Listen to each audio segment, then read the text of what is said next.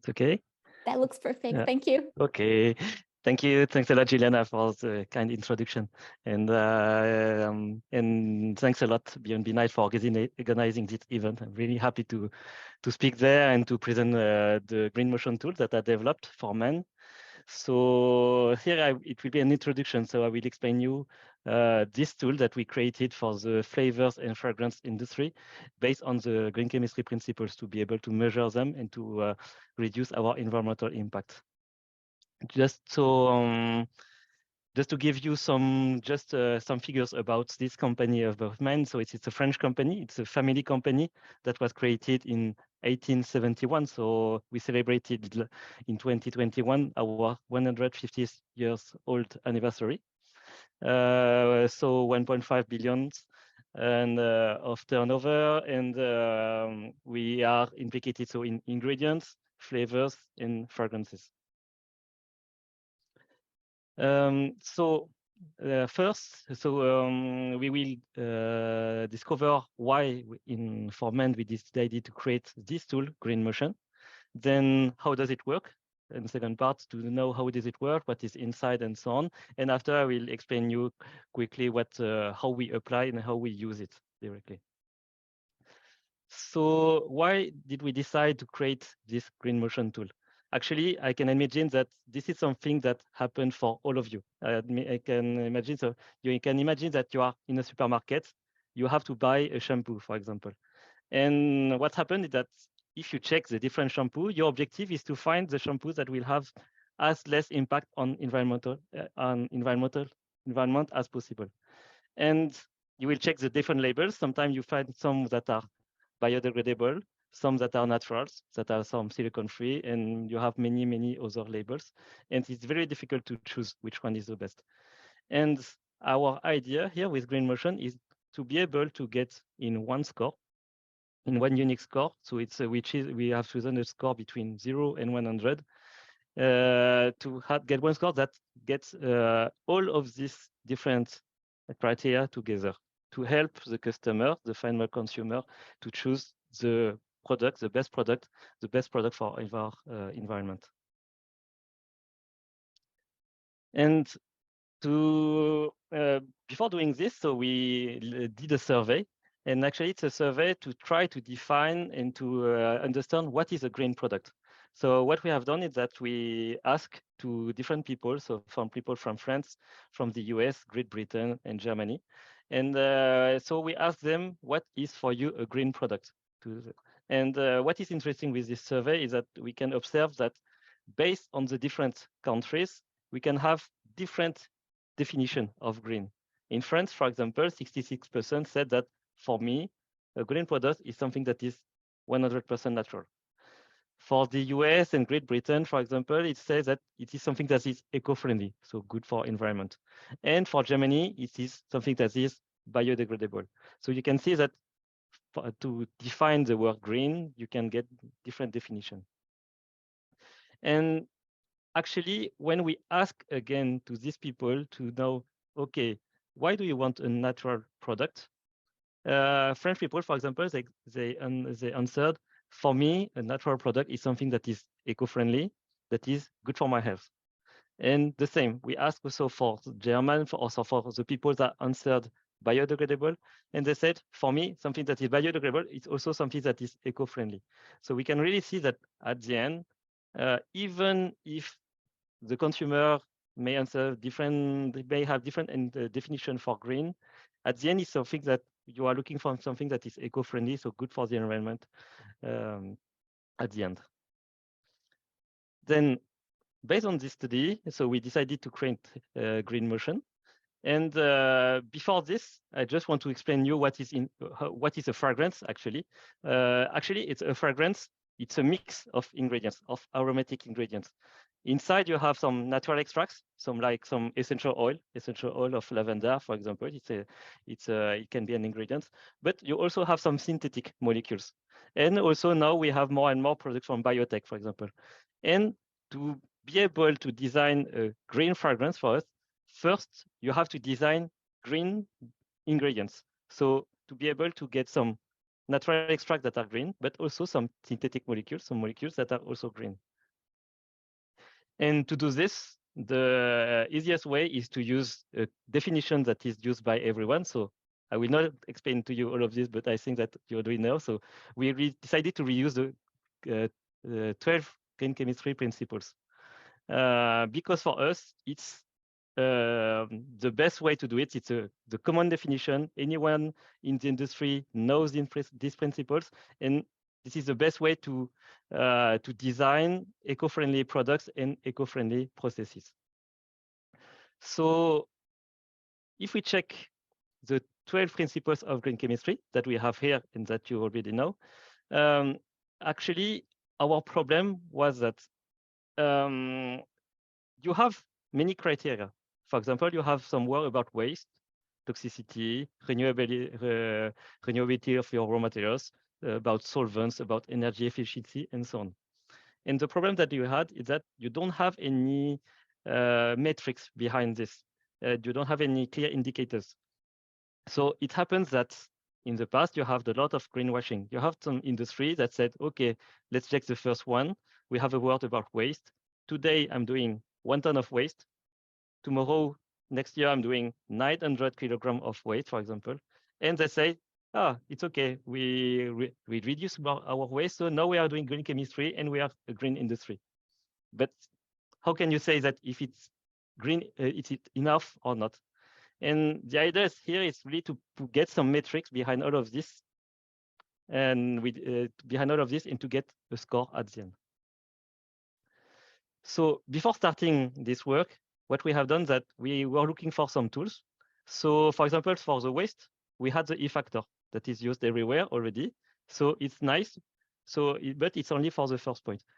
Then we try to use some other tool like life cycle analysis or life cycle assessment, but it was not really possible for us because in our industry, as I said, I'd explained to you, for fragrance, it's a mix of aromatic molecules, it's a mix of natural extracts, and you can have more than 1,000 different raw materials or different ingredients that can be used in fragrances or even in flavors.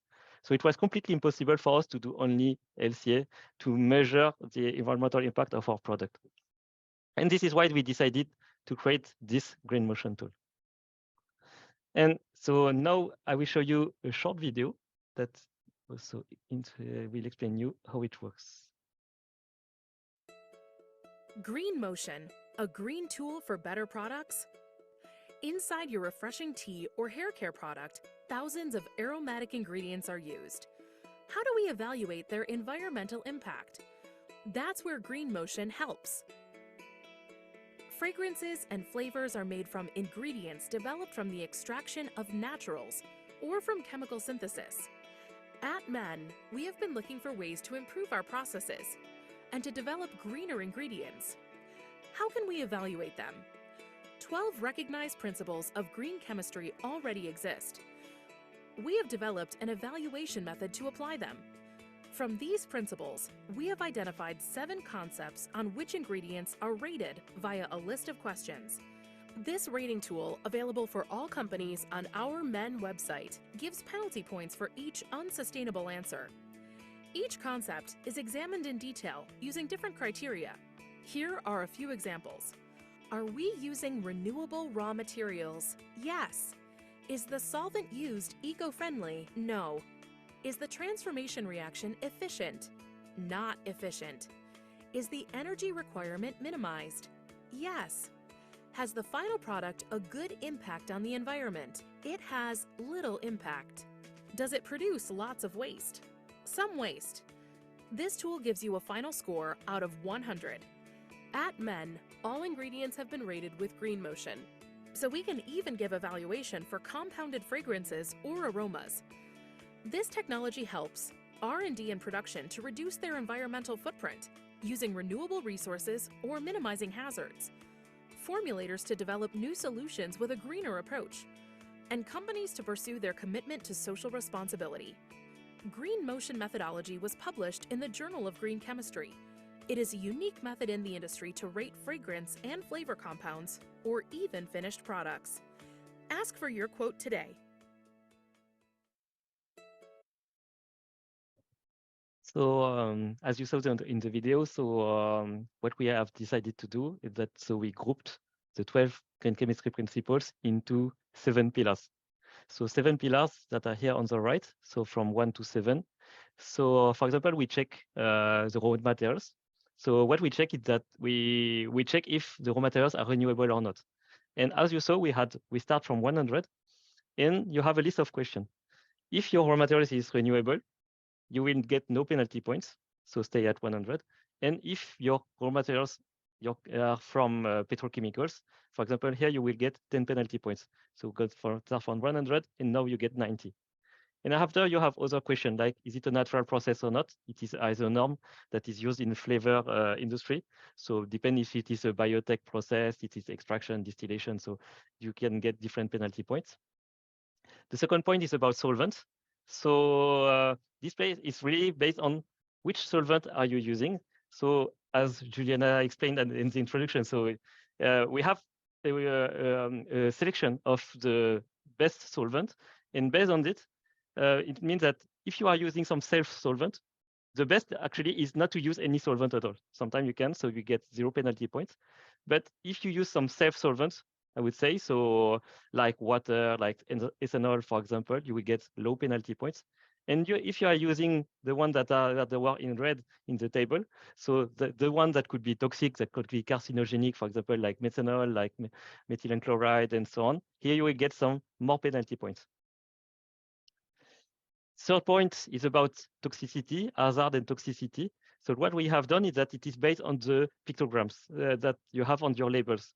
So based on the different reactants that you are using, based on the different solvents you are using, you will check the different pictograms that are on your labels of your reactants, of your raw materials. And based on the hazard and the dangerousness, the toxicity, you will get different penalty points. Number four, it's about reaction efficiency. Actually, in this step, what you measure is to check if the chemist that was behind this process, to check if he has done a good job or not, I would say. It means that when you want to get a molecule, you can have many different routes to obtain it. And here we will try to see if it is the optimized one, to check if the best, for example, is to do a reaction in only one step instead of 2, 3, or 4 or 5 to get the best yield, to avoid derivatives, and to avoid any byproducts, to get the best atom economy also. Number 5 is about energy consumption. So if you use a lot of energy, so if you have to heat a lot during your process, you will get more penalty points. And also, in our model, what we have done is that depending on the time that you need to do your reaction, also you will get more penalty points. So if it's only, for example, 24 hours, you may have between 1 and 7 penalty points. If you are here, it's around 10 days, so 240 hours, you may have between 6 and 12 penalty points. Number 6 is about final product impact. So here, what we do is that, again, we check the label. So for the molecule that you got at the end, or the extract that you got at the end, we will check, for example, if it is biodegradable, but we also check the different pictograms here. And based on it, you will get different penalty points. Number 7, it's about waste. And what we have done here is that we reuse the E factor. Because, as I said at the beginning, you already have some indicators that can already be used for green chemistry, and the E factor that measured the quantity of waste that you obtain divided by the quantity of product that you obtain. So it's for us, a perfect indicator for the waste, for the impact of the waste, and we took it and we based our tool on E factor. And based on all of these criteria, so we will get a score between 0 and 100. And if you are close to 100, it means that you have a low impact on environment. Then what is also some other key points about this tool that so we took into account all the 12 principles of green chemistry. So into account. in this tool, we try to use only data that are already defined or universally recognized, like pictograms, for example. We will not try to reevaluate the toxicity of each product or that we are using or that of the product that you obtain. So you directly the label. You will reuse, as you saw, the E factor that is already defined, atom economy also, the solvent classifications that was explained in the introduction, for example. So all of these are integrated in the GreenMotion tool. Our tool is we published in the Journal of Green Chemistry. So if you want to check, the article is available. So you have the reference here, and you can check. So this way you can get more details about this tool. And what is interesting also for you is that this tool, we decided to be very transparent. So we decided to put it for free online on our website. So it means that anybody that would be interesting to use this tool because you want to evaluate the GreenMotion score of one molecule. So you can connect and you can create an account for free. And after you will have the list of questions you can answer, and you will get your score between 0 and 100. And what we have done so that with this tool is that we could evaluate all ingredients that are used by man to evaluate all our fragrances, our flavors, and even our finished products. So even a laundry product that is on the market, we could evaluate it with this tool. And so what we have done that once we created this tool, so we evaluated all ingredients that are on the palette of our perfumers, on our flavorists, and we created a tool for our perfumers to be able to select the best ingredients. It means that they have an in-house formulation tool, and when they select their ingredients, they will have the cost of this molecule, for example, of this ingredient. They will have also their quantity of they will put in the fragrance, and after they have an additional criteria about the environmental impact, and they just have to push on one button, and instantly they have the GreenMotion score of their perfume. They don't need another study. They don't need me to calculate it behind. They have a tool that will calculate automatically all of the different fragrance and flavors that we sell. And for example, each year we evaluate more than 10,000 different compositions. Now, just to go quickly on how we apply this tool, actually we can work on two sides. The first thing that we will know that we have this score, know that we have this tool, we could measure all ingredients that we use. And now it's a work of our R&D chemists, our process engineers, to try to optimize this score. So for example, here you have two examples of GreenMotion score. One is menthyl lactate, the other one is an essential oil. And you have this score, for example, of 60. And you will check which part is the lowest. For example, for this one, it's about hazard and toxicity. And you know that if you want your product to be greener, to have less impact on the environment, you will try to optimize this part and maybe to check maybe that one of your reactants or one of your solvent maybe have some pictograms or some different specific toxicity, and you will try to replace it by another one that is less harmful, for example. And for the lavender essential oil, you may think that it's totally green, but you can see that on the waste part, it's red. You have 0 point, because even if it's natural, at the end, you still have some waste. This waste today is used as compost only. And it's, for me, not enough. It's not really valorization. And this is something that we could reuse maybe in the future to do some kind of upcycling, to try to reuse this waste, to give it another value, and to use it maybe, I don't know, for cosmetics or for any other products. And in this part here, you will be able to improve the waste score here and improve this score of 74. So I will just skip this slide. And so what we have done at MAN is that we set an objective for 2030 now to get only ingredients made by MAN with a score, no, not only 90, more than 90% of our ingredients with a score higher than 50. And this is our commitment for 2030. And after that, we work on the ingredient side. You have the perfumers and the flavorists that can work also. And because they have the score of all the ingredients that are in their perfume. Now they can try to optimize and to select and to create perfume, selecting only the ingredient that will have the best score.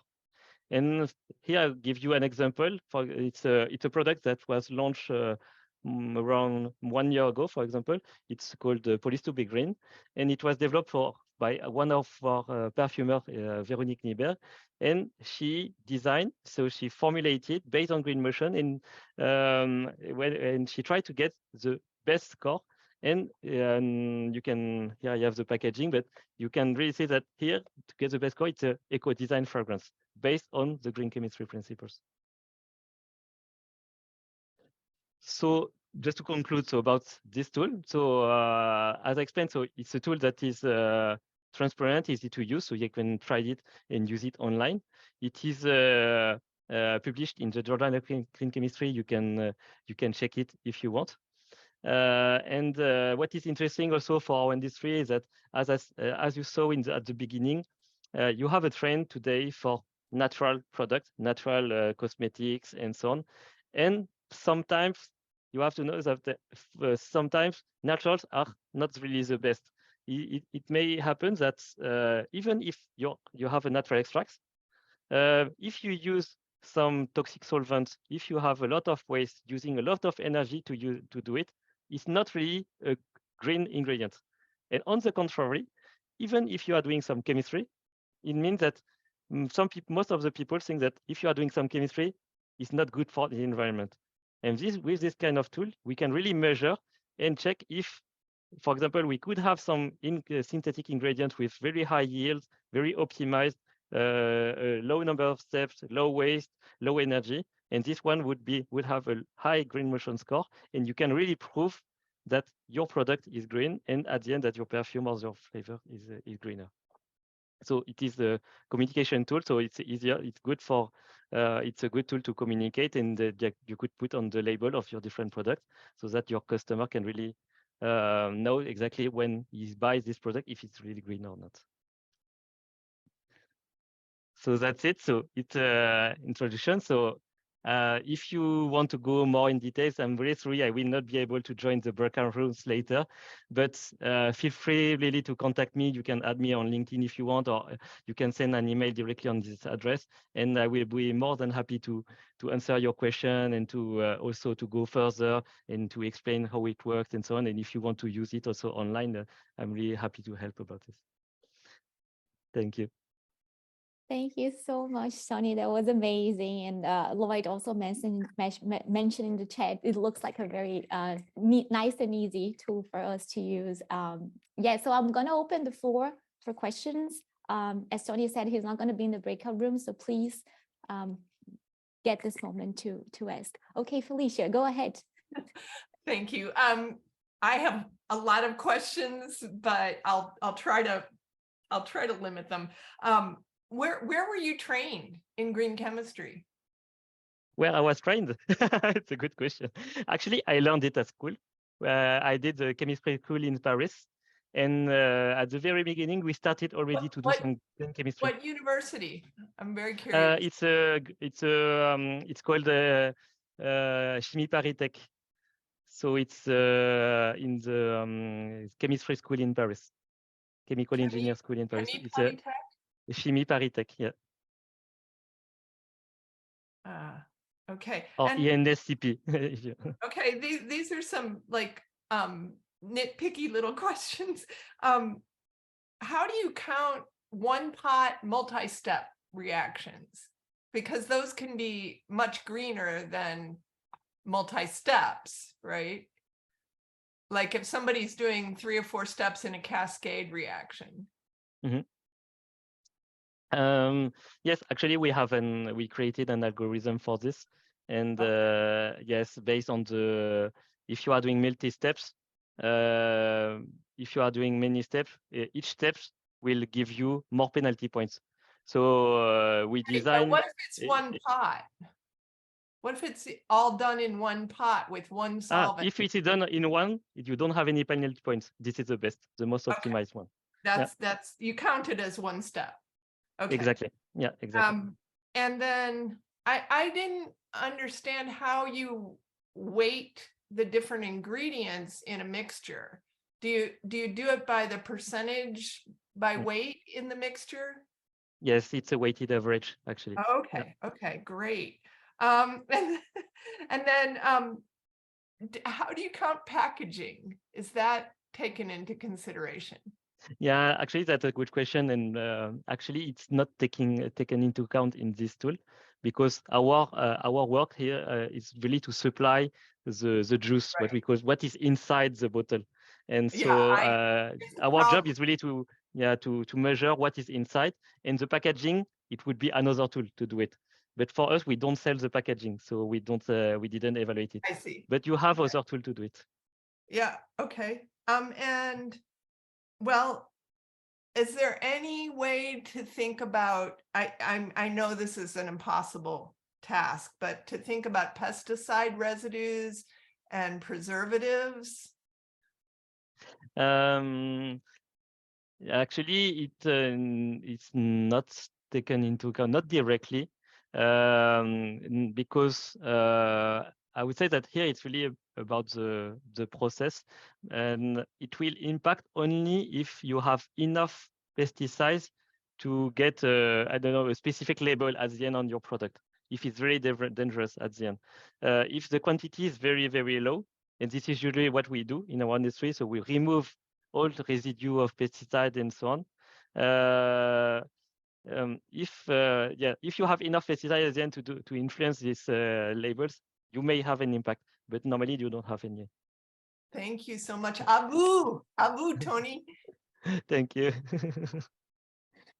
Thank you, Felicia. Robert, you go ahead. Yeah, hi, Tony. Thanks. Having worked on Epi-Ambrox during my PhD, I found the talk very interesting. A technical question. Why did you choose to use E factor as opposed to process mass intensity in your calculation? Actually, for me, you have a direct link between E factor and PMI. If I remember, it's 1 minus E factor or something like this, you get the PMI.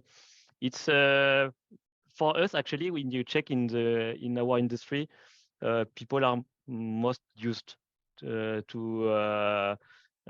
use the E factor. It's easiest for us to quantify the quantity of waste that we have at the end of our process.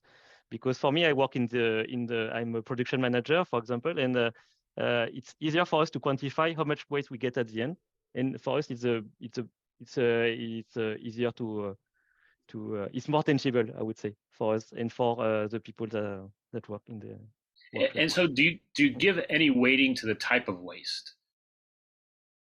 In other words, water can be waste and depending on how you treat the waste, it can make a big difference.